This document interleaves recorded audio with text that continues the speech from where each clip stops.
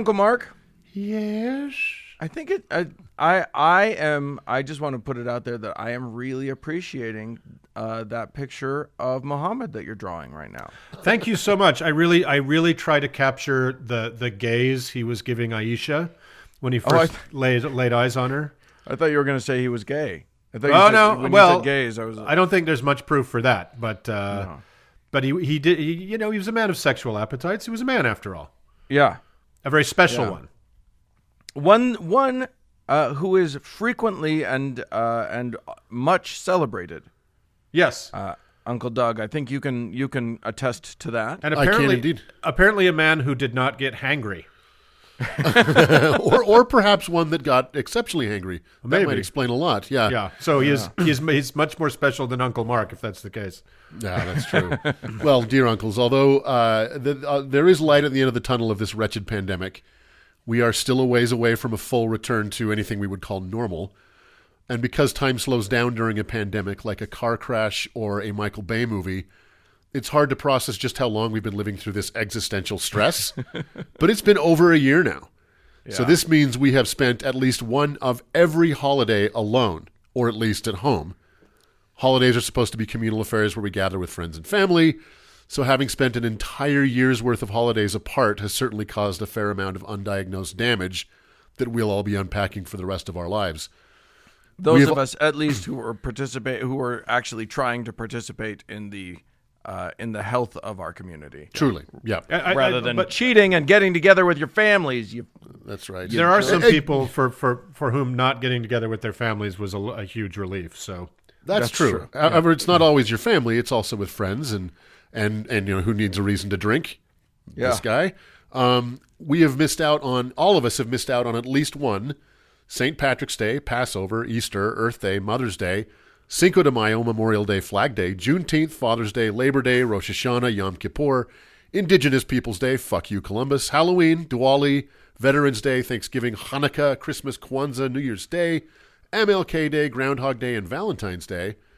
And because it's been a full year now, we have all celebrated at least one birthday and the Independence Day of every country on Earth in quarantine. And as of April 13th, for 1.8 billion Muslims around the world, this is the second Ramadan to take place under the burden of COVID-19. Yeah. And that's what I want to talk about today, the holy month of Ramadan. I like, see, now you've got a pattern going on in your segments too. You've gone from Rumspringa to Ramadan, which is quite the opposite. I'm actually working my way alphabetically through all of our segments, yeah. Not terribly well, apparently. Let's talk about Ramadan. Let's talk about what it is, why it is, and when it is. And then let's talk about some unforeseen challenges to observing Ramadan posed by a spherical planet, yes, it's round, that's on a tilted axis and is circled by a permanent space station. It's a strange trip. So, pronunciation disclaimer, I'm going to say a bunch of Arabic words incorrectly. Please believe that this is not on purpose, so please don't put a jihad out on me.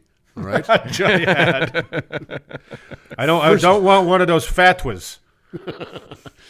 So first of all, the word Ramadan is the name of the 9th month in the Islamic lunar calendar. This calendar consists of 12 months, but 355 days instead of 365, since it is based on the lunar cycle. So based on that, a month begins with every crescent moon. So with the new moon on the last day of the month of Shaban, fasting begins with the rise of the crescent moon on the first day of the month of Ramadan. The word itself means scorching heat, interestingly enough. Because the calendar runs on a 355-day cycle, and because most of the rest of the world uses the Gregorian calendar, the Islamic calendar is pretty much only used to mark, festival days, the Hajj, and Ramadan. Although Iran and Afghanistan use a version of the Islamic calendar. Just remember that when you need to pay rent in Iran. Yeah. Muslims believe that all the holy books of Islam were revealed during the month of Ramadan. So those books include the Scrolls of Abraham, the Torah, Psalms, the Gospel, and the Quran itself. It's believed that the distance between Allah and his children is kind of shortened during Ramadan. And the tradition of Ramadan goes all the way back to the beginning of Islam, to Muhammad himself, supposedly celebrating the first one in 624 CE. Interesting. Yeah.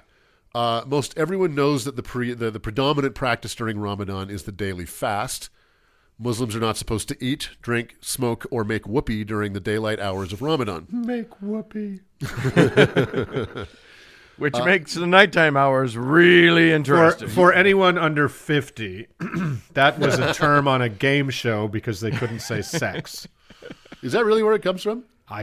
That's where I remember. No, it from. it predates that. It predates the game show. You know you remember the song? Yeah, that's what Another you get, season, folks. Yeah. Another reason for making whoopee. Where do you? All right, we are old. We are old. The early not that we were there for that song. That was that. Well, Uncle Mark was. Yeah, Hey. that's true. So there's, basically during Ramadan, you only eat 2 meals. The pre-dawn early meal is called the suhoor, and the evening meal to break the fast is called the iftar. For obvious reasons, these 2 meals can be somewhat extravagant. The purpose of the fast is to focus the mind on Allah and to put more effort into self-improvement and charitable giving. The idea is that distancing oneself from worldly things like food and water will help cleanse the soul and redirect the heart. Although I can think of nothing that will make me focus on lunch than not letting me have it. I know. Like, if I don't eat by 3 o'clock, everybody looks like a turkey leg. I don't know how they do it. Yeah, I want to be fair. Going from dawn to dusk with no food or drink is hard. How hard? How the fuck would I know? But I would imagine that it's hard They to can't do even have water, right? No, they can't drink water. They can't drink water. They can't, one of the only vices they're allowed is nicotine. They can't have that. So, you can't smoke? No, you can't smoke. Nothing goes in. That's basically the rule of it is nothing goes in. Wow. So I would, doing it a couple times must be hard, but an entire month of not having lunch or stopping by a drinking fountain must be freaking tough. Also, just imagine how fucking on edge, like, all of Muslim society, like, smokers can't smoke for, maybe 15, 16 hours a day. Yeah, exactly. Yeah. And then imagine, not being able to drink a glass of water if you live in a blast furnace like Saudi Arabia or Sudan. And you still, during Ramadan, you still do your job, right? Whatever you do, you still do that. So some countries will shorten business hours. Some very, very Muslim countries will shorten business hours to kind of make it a little easier. But most of the time, if you're living in any Western country or progressive Islamic countries, no, you just got to go to work. You still have to do your thing. And so if you dig ditches or you're a construction worker or whatever, you just, wow, that's rough. Yeah. I just imagine, like, the sun going down in Saudi Arabia and an instant plume of tobacco smoke. Oh, you're not wrong. Rises. You're absolutely not wrong. Right. So at the end of the day, the Muslims will often gather with family or neighbors for the iftar. When the sun finally sets, traditionally Muslims break the fast with dates and water, which is how Muhammad is said to have done it. And then the eating begins. Iftars can be huge meals, often buffet style. They can be such gluttonous affairs, both, that many Muslims actually gain weight during Ramadan. Interesting. Yeah, it's very common. That's incredible. Yeah, it's very common. Although any food is acceptable. That's my excuse this year. It was Ramadan. Although any food is acceptable during the suhar and iftar, Muslims tend to lean traditional during this month. So lots of lamb, chicken, kebabs, coconut milk, chickpeas, rice, and of course a ton of desserts, which may help explain the weight gain. Yeah. During the month, one night is holier than all the others. Laylat al-Qadr, or the night of destiny, or the night of power, which is thought to be the night when the first verses of the Quran were revealed to Muhammad. It is generally in the last week of Ramadan, and many Muslims spend all night in their mosque praying because prayers offered during this night are even more special than on any other night. How special? Well, a prayer offered on the night of power is worth more than 1,000 prayers offered on any other night. So get in there. Wow. But anything multiplied by 0 is still 0, so I'm not that impressed. Fair point. So finally, on the last night of Ramadan, Muslims gather for the final iftar called the Eid Al-Fitr. This is a pretty sizable meal, even by comparison, to mark the end of the month of Ramadan and the fast, and the beginning of the month of Shawwal, when life kind of goes back to normal. So it's a huge meal, and it's a big celebration. And you would imagine after 30 days of fasting from dawn till dusk, it's a bit of a celebration just to get Yeah. Well, through it this is. It is ordeal. officially a celebration, right? It's 100%, but Yeah. you can imagine that it's a sincere celebration, yeah. right? Yeah. Observing Ramadan is one of the 5 pillars of Islam that all Muslims are required to practice, along with Shahada, or the profession of faith, Salah, the daily prayers, Zakat, charitable giving, and the Hajj, or the pilgrimage to Mecca. So observance of Ramadan is actually quite high. Even in Western countries, it's in Muslim communities, it's very, very high. Depending on where you live, it might be on the higher or lower than average, how it's observed. In countries like Saudi Arabia, Algeria, Kuwait, Malaysia, eating, drinking, or smoking during the daylight hours is a crime. The punishment is, exactly. The punishment is typically fines or community service, but as a general rule, it's probably not wise to get arrested in Saudi Arabia if you can avoid it. Conversely, the USSR banned Ramadan throughout their empire, which consisted of some of the most conservative Muslim countries on earth. The ban was obviously ineffective because how exactly do you enforce it? Right. And it did little to endear the Soviets to the locals. You eat, goddammit. Well, it's not going to surprise you that the Chinese have banned Ramadan, especially in the Uyghur region. And they've been a bit more effective than their Soviet predecessors. So any Uyghur observed not eating lunch will be sent to an internment camp if they haven't been sent already. Jesus. So, a lot of Muslims, the Uyghurs and Muslims in China, make it a point to go out and eat lunch during Ramadan so that they're seen. Right, exactly. Wow. Yeah, so it's, either side, you're getting screwed coming and going. The health benefits of Ramadan are unclear. Pregnant or nursing women, the elderly, prepubescent children, the sick, people who are traveling, or menstruating women are not required to fast. Really? But depending on what country you're in, some of those groups might find themselves being strongly encouraged to participate.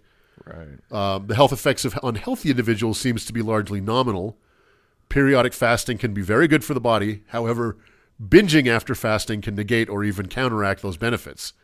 So that, the iftar at the end of every day can kind of wash away any benefits to kind of the fasting. Yeah, I think it would take an enormous amount of self-control not to overeat a bit. Absolutely. When you're that famished. Exactly. Yeah. The effects on sick individuals are largely negative.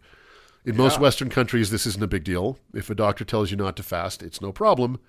So be grateful that you're not a pregnant diabetic woman in Turkmenistan. Right.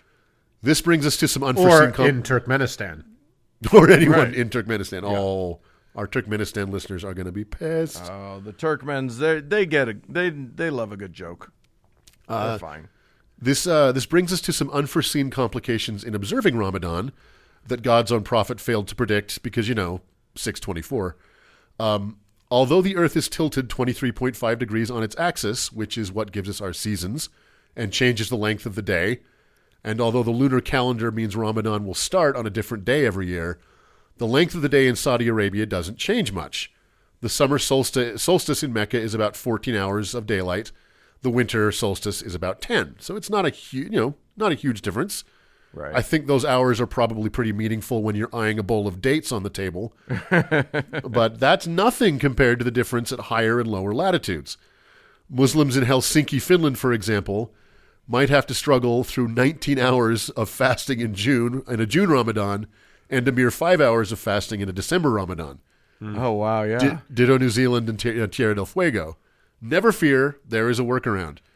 If you live in a region that is plagued by constant sun or constant darkness, during Ramadan, you are allowed to set your feeding schedule to the clock in Mecca.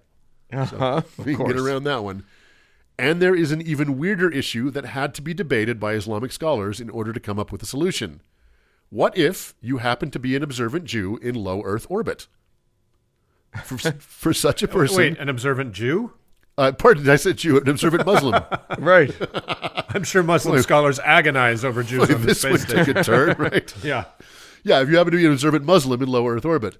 For such a person, sunrise and sunset are separated by a mere 45 minutes. Yeah. Not to mention that facing east toward Mecca is quite literally a moving target. This has been an issue for some of the 11 Muslims who have been in space since 1985.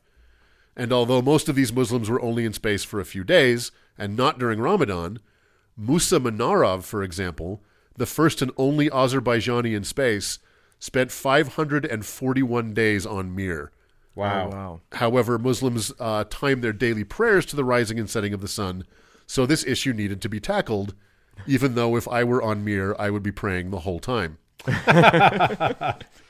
Muslim astronauts are permitted to either set their clock to Mecca or at the last place they stood on terra firma.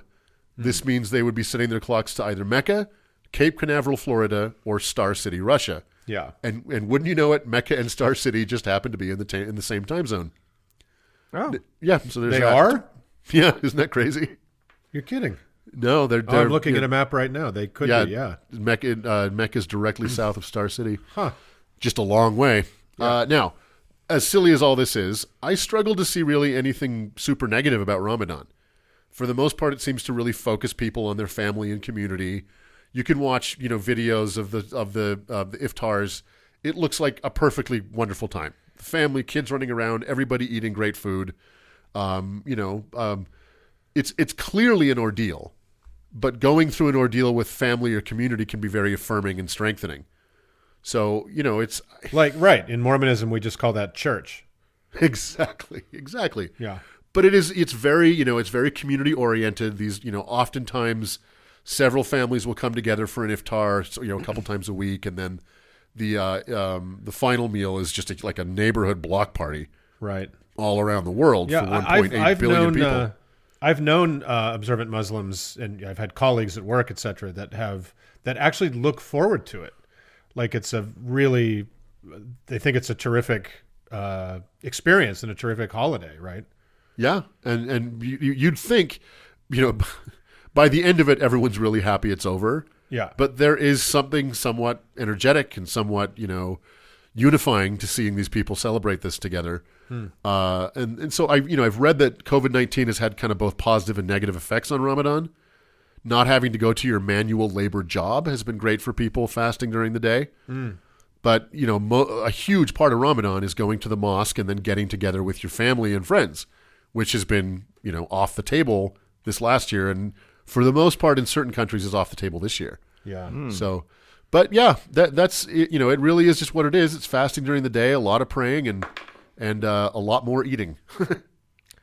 Yeah. Well, there you go. And in Catholicism, of course, the holiday to celebrate the going without is a mad affair, especially in the southern United States and a lot of the Latin America, Fat Tuesday, Mardi Gras. Yeah. And they have their big feast before they go before they have to give up stuff. Yeah, but they don't give up everything, which is kind of what the Muslims do. So Right. Well, everybody's doing it. Intermittent fasting. That's what we're talking about. Get out there and do it. And by the way, we do have listeners in Turkmenistan. Great. I just looked it up. We do, and we love you. Hang in there. You're cool. Ain't no party like a Turkmen party. That's right. Let's move on.